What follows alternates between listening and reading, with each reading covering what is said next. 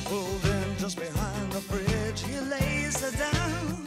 He frowns. Gee, my life's a funny thing. Am I still too young?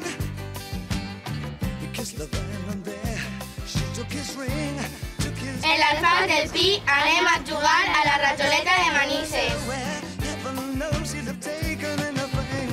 All night. She wants a young American. Young American, young American. She wants the young American.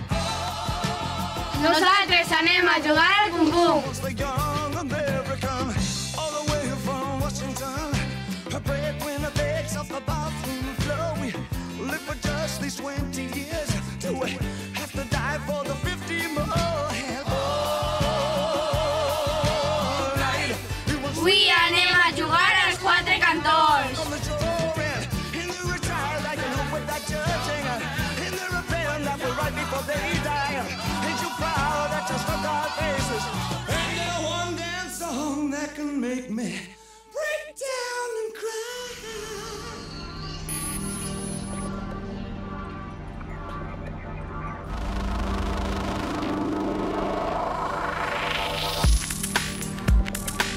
L'exercici físic és una activitat necessària que ajuda els xiquets a mantenir la forma i la salut, però no és precisament una de les més divertides que poden fer. Avui, els xiquets dels col·legis Santíssim Crist i Racó de l'Albir d'Alfàs del Pi han de provar la seva velocitat, però, primer que res, hauran d'escalfar un poc les articulacions. Després, corren i corren per a veure qui és el més ràpid. Sembla avorrit, no? Avorrit i cansat.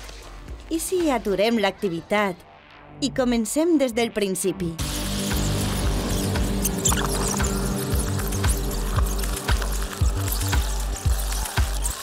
Per tal de posar a prova la velocitat i que no signifique una activitat avorrida i cansada per als xiquets, el col·legi ha decidit incloure alguns jocs tradicionals.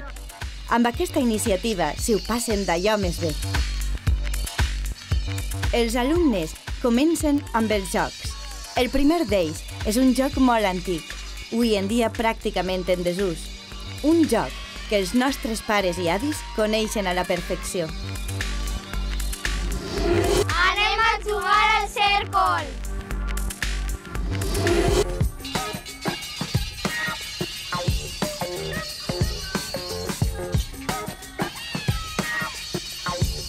D'aquest joc, en l'antiga Grècia, ja han trobat referències en peces de ceràmica en les quals, d'alguna manera, ens ve a demostrar que l'infant, el xiquet, des de fa més de 3.000 anys, ja d'alguna manera intentava buscar jocs on, d'alguna manera, provar les seves habilitats.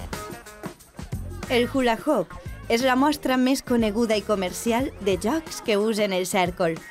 Reinventat als Estats Units, encara es recorda com el gran capritx dels xiquets dels 50.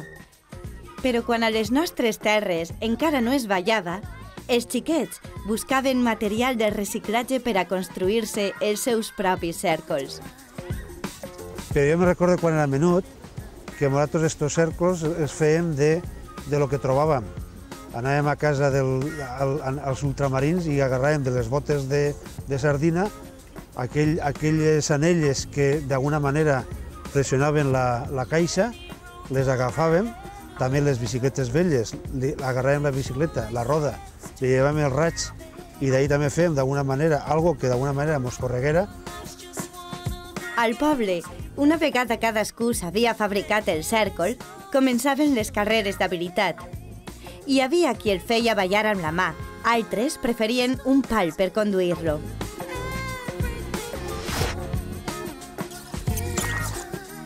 Avui en dia, l'oferta de joguets en el mercat és infinita. El cèrcol ja no és el joc predilecte dels més menuts i, de fet, es troba en perill d'extinció. La recuperació depèn del seu aprenentatge a les escoles. La idea d'introduir els jocs populars i tradicionals en les classes d'educació física em pareix molt interessant perquè arrima la cultura popular valenciana als xiquets, a l'escola, i en contraposició als esports que estan acostumats a jugar, com són els esports de masses del futbol, el bàsquet, i els ensenya jocs que jugaven els seus pares i avis. El joc adaptat abasta dues modalitats principals, la carrera i la prova d'habilitat. Normalment per a aquest joc el que se sol muntar és una mena de recorregut on hi ha un punt de partida i un punt d'arribada. Se marquen també al terra unes línies per a que el xiquet sàpiga per on té que anar el traçat del cèrcol, i ahir l'important en este joc és que el xiquet arribi fins al final. La guia tens que ficar-la molt prop de la part més baixa del cèrcol i tens que, per a girar, tens que anar espauet i no hi ha que inclinar, tens que girar el cos. També tenim el que se parla de la cursa d'habilitat, que ve formada per un circuit on hi ha obstacles, on el xiquet ahir impera és la gràcia que té o la perícia que té el xiquet de saber portar en lo que és en la mà el palet i el cèrcol, passar tots els obstacles i intentar arribar al final de la cursa. El reciclatge continua sent la tècnica més aconsellable pel que fa a la construcció del material de joc. Podeu utilitzar qualsevol roda de bicicleta vella. Això sí, cal fer-ho en compte per tal d'obtindre un bon resultat. Para fabricar el círculo desmontaríamos una rueda de una bicicleta que tuviéramos en desuso. Entonces el proceso sería, pues le quitamos el aire, aflojamos la válvula, quitamos el aire, desmontamos la cubierta, después sacamos la cámara y una vez que está hecho este proceso pues nos ponemos con el radiado, empezamos a aflojar los radios, nos ponemos a limpiarlo, etcétera, etcétera. Y luego ya fabricaríamos un gancho o un palo o una tabla según el tipo de juego que quisiéramos hacer. Però existeix una manera més tradicional i artesana de fabricar el cèrcol. José Francisco Aguilar, ferrer de l'Eliana, és un expert en la manufactura d'este joguet. Treballant el ferro amb precisió, aconsegueix un cèrcol com els que gastava ell per a jugar de xicotet. Se curva la circunferència que s'ha de fer a la medida que vulguis i després s'uneix per uns punts de soldadura, s'uneix, se llima una miqueta perquè quedi fina la cosa i ja el cèrcol ja s'ha fet. El monestir de Simat de la Valldigna és la seu, any rere any, d'una competició molt especial, les Olimpíades de Jocs Tradicionals a les que el cèrcol és una prova habitual. M'ha paregut molt bé que el meu col·legi vinga així, és molt divertit i espero que vinga molts anys més. Este joc ha passat temps difícils i fins i tot ha estat a punt de perdre's. Però algun dia formar part de la vida quotidiana de tots i cadascun dels pobles valencians i gràcies a iniciatives com aquestes Olimpíades reviuen als nostres carrers. El cèrcol és un joc d'habilitat on els xiquets treballen la psicomotricitat i no resulta gens fàcil rodar-lo. El difícil és que al portar-lo en la mà a vegades es desvia cap a un costat o cap a un altre i no pots controlar-lo bé. Ara ja sabeu conjugar el cèrcol. Tan sols vos farà falta un cèrcol extret de la roda d'una bicicleta vella i una vara de ferro per a dirigir-lo.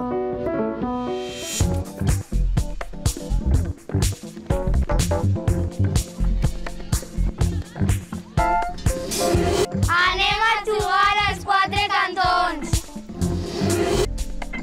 Jugar als quatre cantons, com també jugar a amagar-se, és un dels divertiments més usuals entre els xiquets valencians. Les seues regles són molt senzilles i per a dur-lo a terme no cal cap material especial, només l'energia per a córrer i arribar abans al cantó.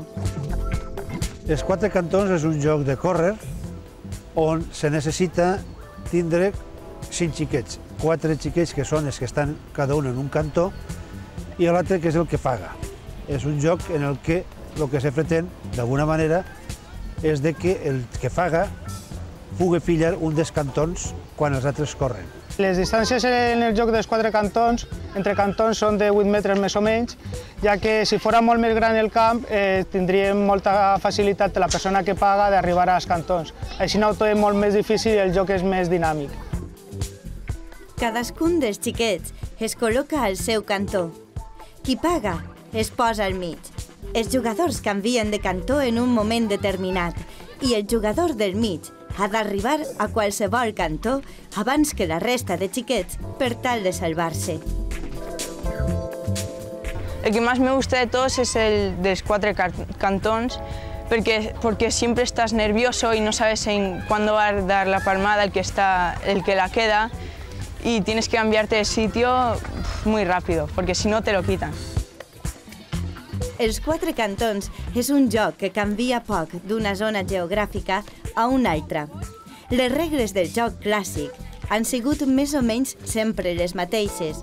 No obstant això, s'hi poden afegir diferents variacions. Sí, n'hi ha 2 variacions per a jugar al joc dels 4 cantons. Una és el que paga, que és el que està al centre, quan pica de mans, pega una palmada, tots tenen que intentar canviar de lloc. L'altre vessant és quan els mateixos jugadors que estan en les cantonades se donen d'alguna manera una senyal, se fiquen ells d'acord per a saber en quin moment concret és quan tenen que canviar. Aleshores és més complicat, però el que està en el centre té que estar a la guait per a poder pillar un dels jocs lliures quan ells fan el canvi. Els jocs tradicionals potencien moltes capacitats com qualsevol altre joc. Entre elles està la velocitat, la força, la flexibilitat. Per exemple, en el joc dels 4 cantons, els alumnes també potencien la capacitat de concentració perquè tenen que estar atents quan el xiquet dona la senyal de començar el joc, i la velocitat per canviar de posició. Xàbia és una ciutat oberta a la mar, amb les seues platges d'arena, roca o grava. Manté encara l'espai públic necessari per a la conservació dels jocs populars. L'expansió del joc dels 4 cantons no coneix indrets geogràfics concrets. En este poble de la Costa Blanca, molts xiquets el practiquen encara. Jo ho recordo molt bé perquè allà al carrer Triana, molt proper de sí, hi havia 4 cantonets ideals, no? No hi havia cotxes, no hi havia motos, el carrer jo me'n recordo que no estava ni asfaltat, i bueno, ens col·locaven 4 xiquets, un en cada cantonet i l'altre al mig. De vesprada, acabat el col·legi, els xiquets busquen pedres a la platja i aprofiten la zona de vianants del passeig marítim per poder jugar.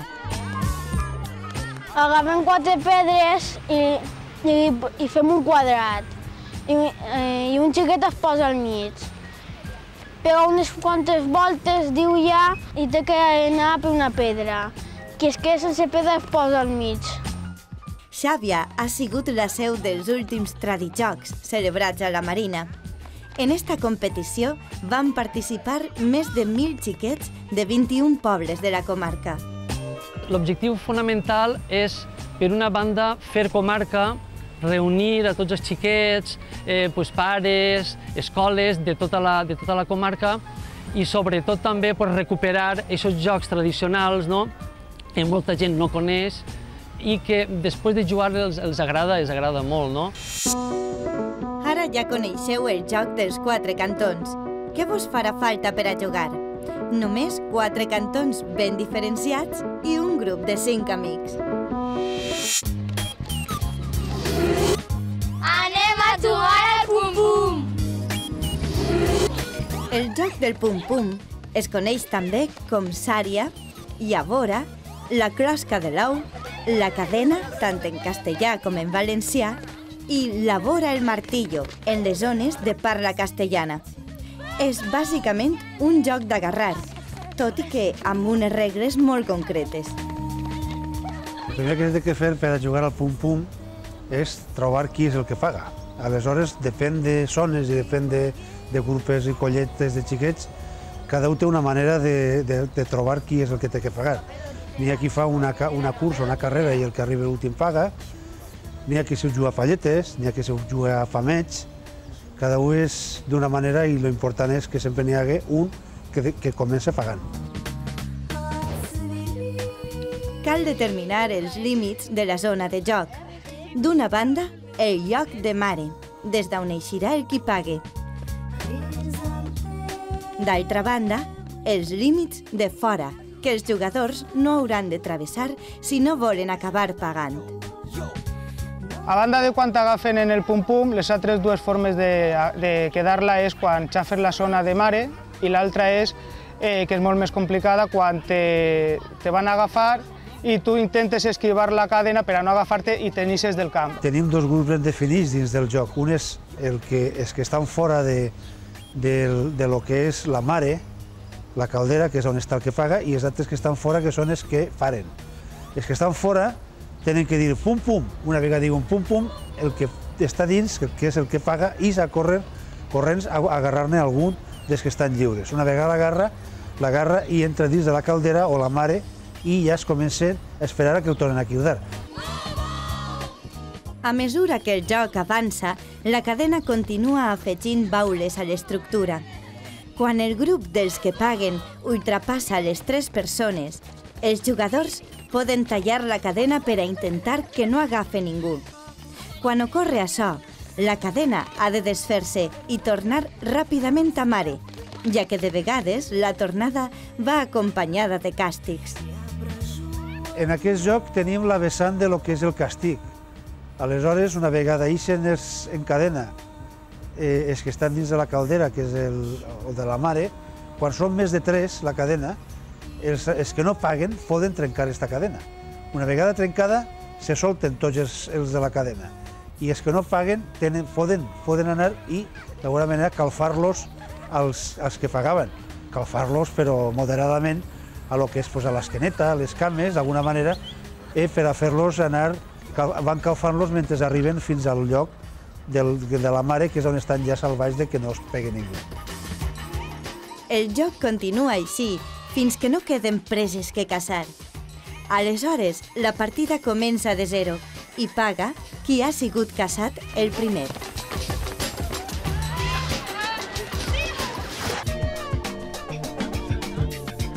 A pobles com Ademús, encara és fàcil trobar avui en dia xiquets jugant al pum-pum. Però este joc no és exclusiu d'allí.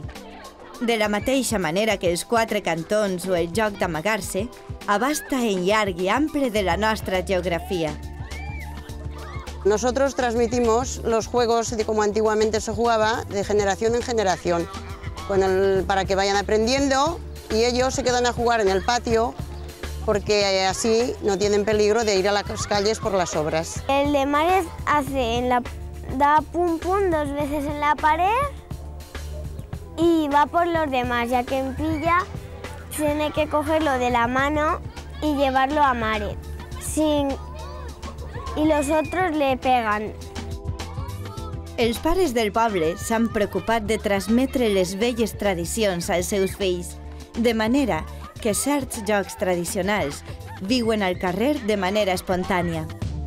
Son un tipo de juegos que ellos hacen mucho desgaste, o sea, hacen deporte, corren, se cansan y la verdad se relacionan también con otro tipo de niños que tenemos aquí en el pueblo, en Ademús, que han venido de otros lugares y la verdad pues prefiero que estén mis hijos, como los demás niños, jugando en la calle a este tipo de juegos.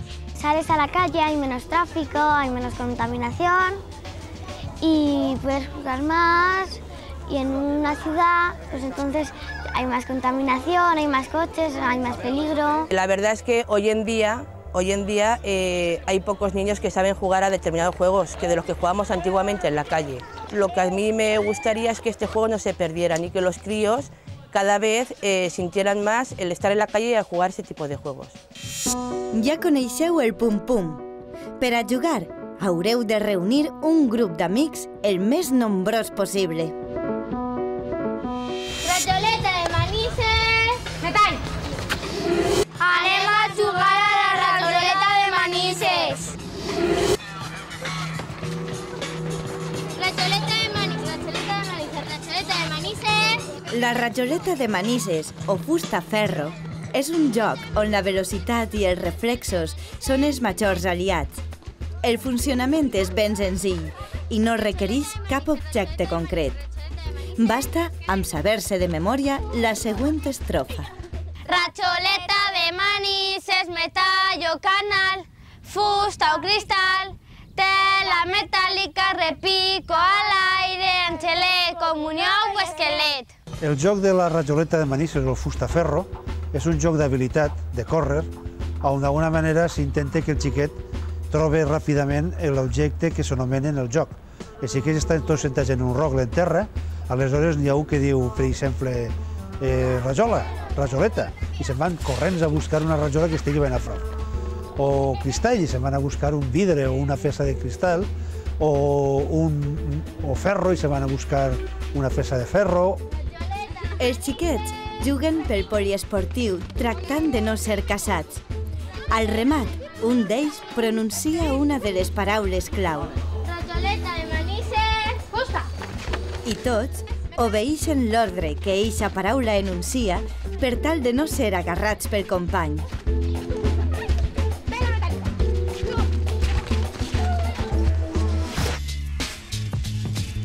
El Palmar conserva la tranquil·litat i l'encant tradicional dels pobles xicotets. Marcadament influenciats per la natura que els envolta, la seva gent posa tota la il·lusió en cada cosa que fa. Prop de l'embarcador de l'Albufera, els menuts aprenen dels més majors un joc nou, el fusta-ferro, una variant de la rajoleta de Manises. Tenim que cantar una cançoneta i el que paga té que dir un objecte del que dice en la cançoneta i nosaltres tenim que tocar-lo. I el que no el toque o estigui fent una altra cosa té que pillarà. Ferro, angelet, fusta, repic, pujar a un tramvia, cel, terra.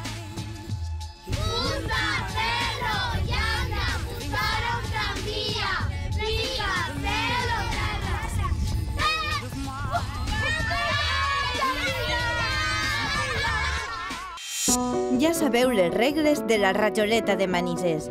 Per a dur el joc a terme, haureu de reunir un grup d'amics i memoritzar les paraules clau. Per als xiquets dels col·legis Santíssim Crist i Racó de l'Albir, la jornada especial de Jocs Populars arriba a la fi. Esperem que els alumnes conserven estos jocs, que els practiquin, que els ensenyen als seus amics. Només així, les velles tradicions podran seguir vives. Els xiquets s'han involucrat molt, tenien moltes ganes de vindre, han après a disfrutar en el joc, no només en el resultat, a col·laborar amb els companys per un fi comú dins del joc i no sempre el guanyar que siga el primer. Una vegada més, el joc ha sigut una via d'aprenentatge, un mètode d'apropament a aquelles velles tradicions que els xiquets han anat oblidant. Teniu paper i bolígraf? Doncs a prendre nota. Per a jugar al cèrcol, ens bastarà amb un cèrcol que podrem aconseguir de la roda d'una bicicleta vella, una vara de ferro per a conduir-lo i uns pocs amics. Reunim els amics amb els respectius cèrcols, busquem un carrer no transitat, tracem al terra el recorregut que pactem, dibuixem la línia d'eixida i a córrer. Si volem jugar als 4 cantons, haurem de buscar 4 elements per a marcar els límits del terreny de joc i reunir un grup d'amics. Busquem un espai a l'aire lliure, ens situem cadascú en un cantó i qui paga, al mig. Només hem de córrer fins al següent cantó abans que arribi el company que paga. Per a jugar al pum-pum no necessitarem més que un espai obert on dibuixarem la zona de mare i uns quants amics. Marquem el terreny de joc, situem a qui li ha tocat pagar a la zona de mare i la resta ens dispersem. Quan algú diga la paraula clau, qui paga ha de caçar la resta d'un en un, formant una cadena que els demés podran trencar. Per a jugar a la rajoleta de Manises, només vos caldrà juntar-vos amb un grup d'amics i aprendre la tonadeta. Rajoleta de Manises, metall o canal, fusta o cristall, tela metàl·lica, repique o a l'aire, angelet, comunió o esquelet. Ho heu anotat tot a la vostra llibreta?